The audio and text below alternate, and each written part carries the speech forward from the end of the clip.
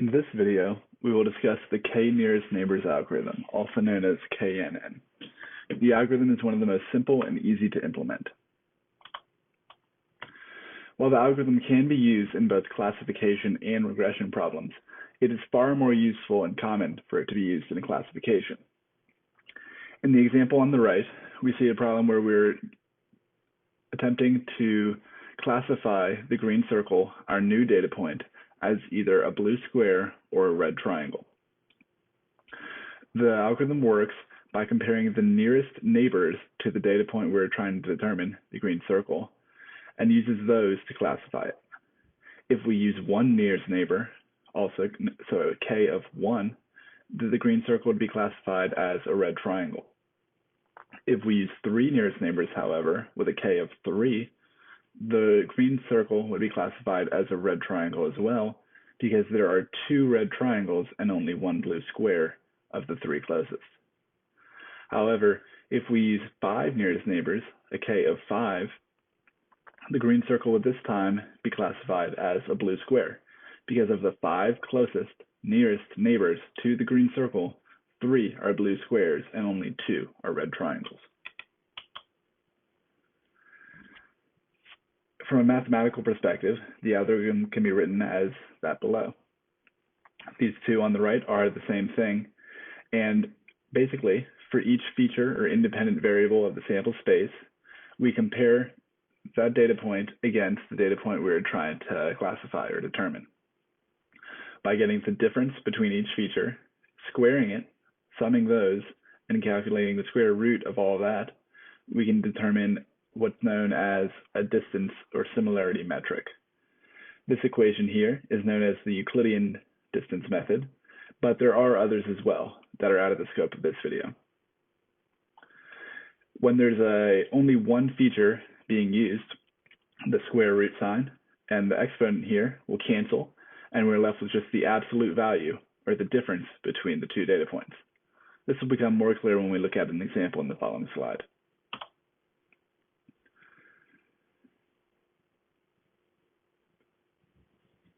The algorithm works differently for both classification and regression problems, but remember, it is far more useful and effective in the classification examples. The k, as we looked at previously, determines how many neighbors are used. So in the example of the red triangles and the blue squares, the k determines how many neighbors we used.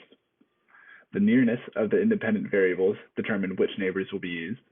When we go back to that slide with the equation, we could see how the difference between the two is what's used to calculate the overall Euclidean distance metric.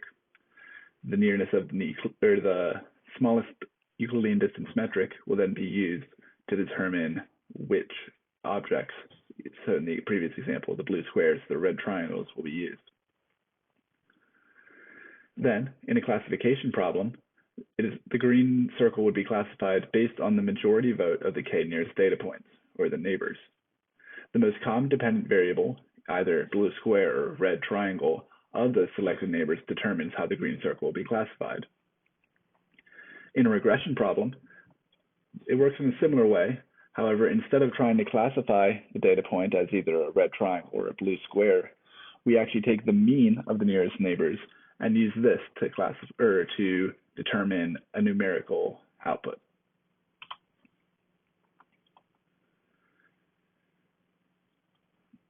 Here is the simplest example possible, in which we only have one independent variable. So in the example on the right, we're looking at square feet of apartments and their given price per month. Now, suddenly we have a new apartment of 1,500 square feet, and we're tasked with calculating what price it might have. Remember, when we looked back at the equation for the algorithm, we realized that with a single independent variable, the square root and the exponent cancel out, and we're left with just the absolute value between the two. So whichever has the smallest absolute value between the various data points will determine which are used as the nearest neighbors. When k is 1, we'll be looking at the single closest neighbor. The single closest data point to the 1,500 square feet in this example will be this one with 1,400 square feet. So with a price of 2,300 and only one nearest neighbor, that will be our answer or our prediction for the 1,500 square foot apartment. Suddenly, when we use a K of 2, the prediction changes to 2,350. This is because the two nearest neighbors to the 1,500, the 1,400 and the 1,620, the average of their prices is 2,350. While it is unlikely that we would use a K that is equivalent to the same as the entire sample space, as there are 8 separate apartments here, we can see that if we were to do this, we would be left with a prediction of 2,455, the average of the prices. Let's see how this would work in a classification example. Again, we're left with apartments or houses or villas, and the square feet are similar to the ones we saw previously. Now, we are tasked with trying to classify the 1,600 square foot apartment or house or villa as one of these. Similar to how we did this in the last problem, when we use a K of 1, we look at which data point is closest to this one. Here, when we're looking at the independent variable, the only one, square feet, we see that we're left with loft as our prediction. Here we see loft as the prediction when K equals 1. However, when K equals 3, our prediction suddenly becomes house. The 3 closest neighbors to our data point that we're trying to predict is the house, a loft, and another house. Since there are 2 houses and only 1 loft, our prediction is house. Similar to the previous problem, when K becomes 8, the entire sample space, we are left with just the most common dependent variable, in this instance, loft. In this video, we will see how the K nearest neighbors algorithm can be implemented within Python. First, we'll accomplish this using pandas and NumPy, creating a function from scratch that replicates the algorithm. Then we'll use the scikit-learn algorithm or library to improve our workflow. The dataset we'll be using is called Iris, and it can be found at the following link. After importing pandas and numpys, we will read in our dataset, and we can see it here below. As you can see, there are 150 rows and multiple independent variables. The dependent variable, the variable we will try to predict using the algorithm, is species. As you can see here, there are 3 species: Iris setosa, Iris virginica, and Iris versicolor. We'll start by randomizing our dataset so that they are not organized by species. Then we'll create a new one. Imagine you're a scientist and you found a new species of plant. We'll ID it as 151, and it has the following information: a sepal length of 6.8, sepal width of 3.1, petal length of 5.3, and petal width of 2.2. Notice that these are the same independent variables that are in the original dataset, and these are the ones we'll be using to make predictions. In the previous slides of the PowerPoint, you may have noticed that we only used one independent variable. In that example, it was square footage of apartments. Well, this is simple. It isn't very useful in real life, and usually our datasets will have multiple independent variables that we'll want to work with.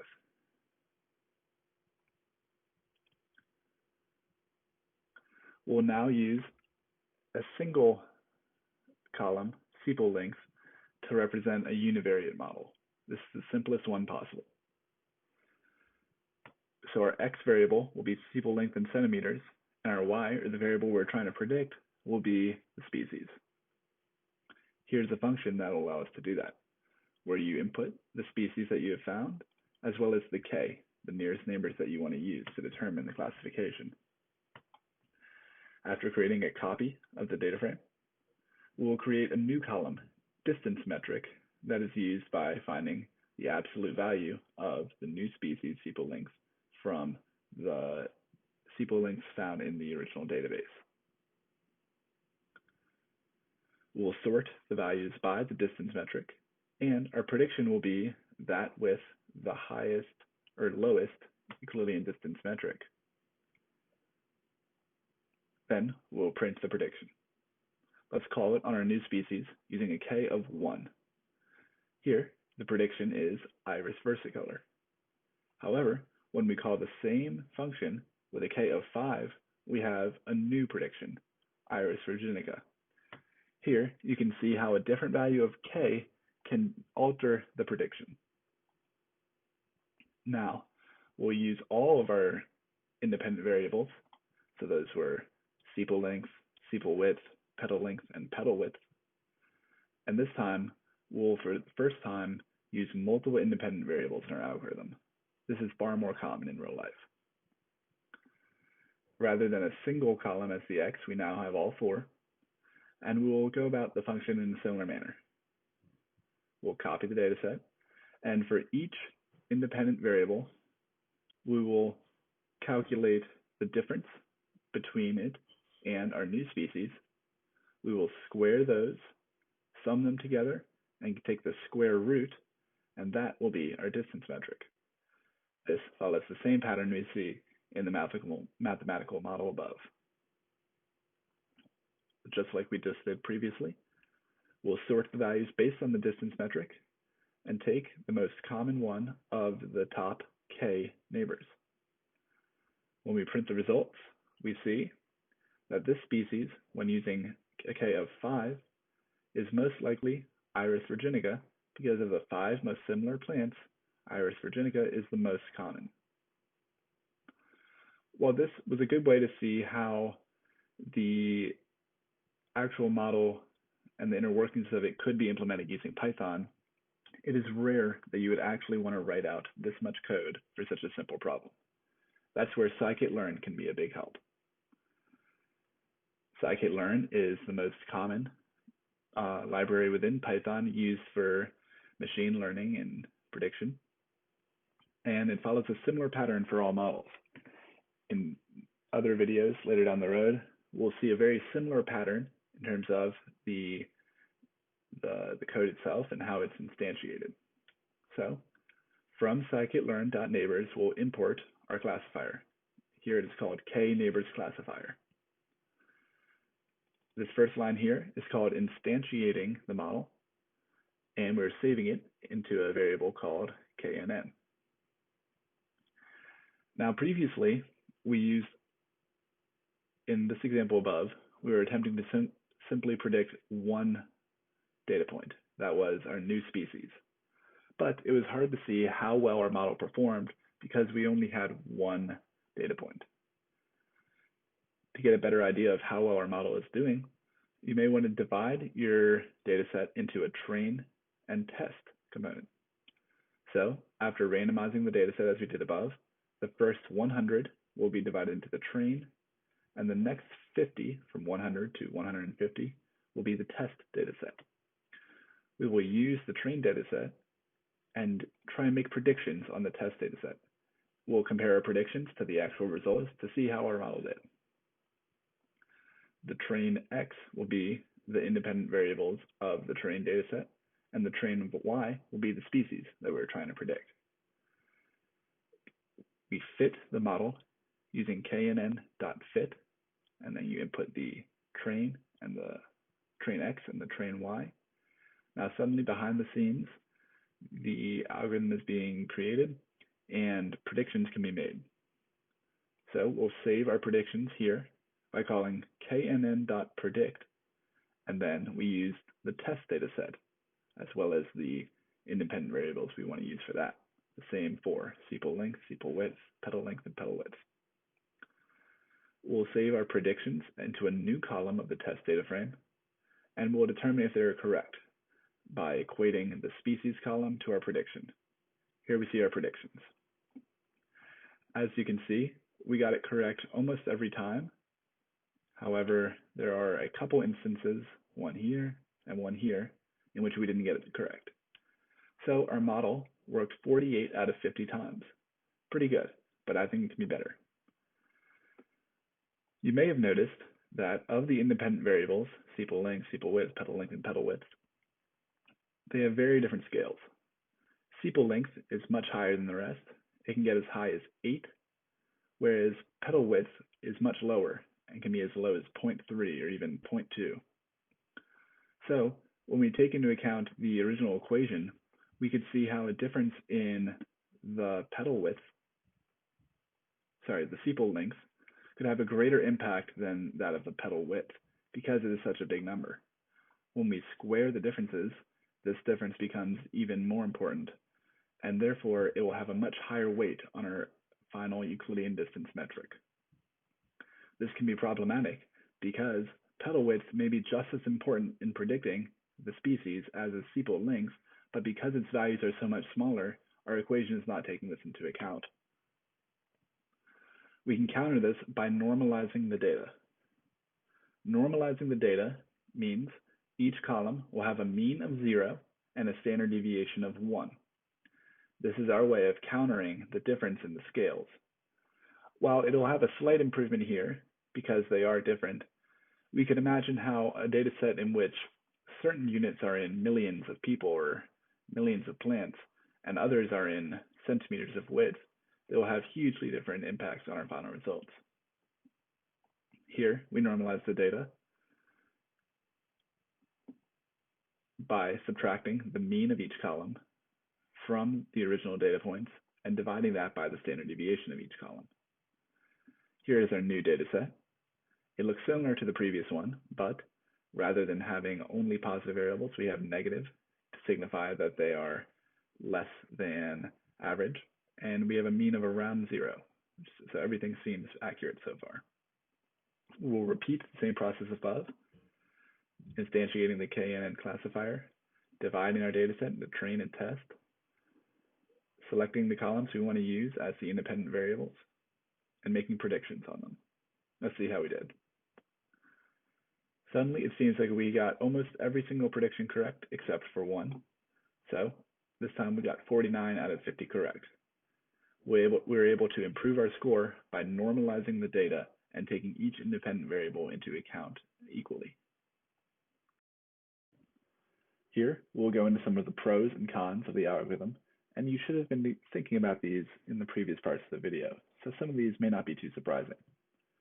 As you saw, the algorithm is very versatile in that it can be used on both regression and classification problems. Additionally, it is simple in the sense that we're able to represent the entire algorithm with a few lines of code from scratch, and it was easy to implement when we used the scikit-learn library. We saw that the algorithm performed well on non-binary classification problems, and little hyperparameter tuning was needed. This is a concept we'll go deeper to on another video, but hyperparameters, in this instance, the only one is the k value, or how many data points we're trying to compare our new data point against. While this may not have been as evident, the KNN algorithm seamlessly adjusts as new data is added. This is because it is a lazy learner. That means there is no true training period, but rather the data set is stored and only used when we actually attempt to make predictions. So no computations have to be made when new data is added. Some of the cons of the KNN algorithm is that it's not very fast when dealing with large or high dimensional data sets. As the number of rows or the number of columns increase, the time it takes to perform the computations increases exponentially. Additionally, the algorithm fails to identify relationships between the variables. In the previous example, maybe it was the shape of the leaves, not their length or width, that was truly a good indicator of the species. So in this example, that would be a ratio between length and width. This is something that the algorithm would not be able to identify, and it is one of the weaknesses of the algorithm that can be solved using a separate algorithm such as a deep learning or a tree-based algorithm. The KNN algorithm requires feature scaling. We saw that we had to normalize our data in order to increase the accuracy of the model. Lastly, the model assumes that each feature or independent variable carries the same weight. In the previous example, we may have known going into it that sepal length was much more important than petal width, but this is something that could not be identified using just the mathematical component of the algorithm itself. We could have, say, multiplied each of the sepal length values by 2 to make them twice as important, but now we're increasing a human element and it is no longer as scientific of a process. Some steps that we can take in later videos to take our KNN procedure to the next level are as follows. Each of these will be discussed in later videos, but I thought it'd be important to mention them now. The first is feature selection and feature engineering. So in the previous example, maybe we knew that one of the values, say petal width, was not very important at all as a predictor of the species of the flower. This is an example of feature selection, and we may have wanted to remove this feature. There are more scientific and mathematical ways in which we can go about this, and we will discuss these in later videos. Additionally, is the problem of non-numeric variables. What if flower color was a great indicator of the species? Color is something that might be hard to represent using normalized data with a mean of 0 and a standard deviation of 1. So this is going to be something that's very hard to represent using the KNN algorithm. We could represent it using binary, such as adding a new column in which a 1 represents it is blue and 0 represents it is not blue. And this should work, but again, we're increasing more of a human element and it's no longer as much of a science. These will be covered later in depth in more videos. Additionally, is the issue of cross-validation. In the previous example, we divided our entire data set into a train and a test. We used 100 rows for the train and 50 for the test, but it's very possible that the train and test may not have been very representative of the sample space.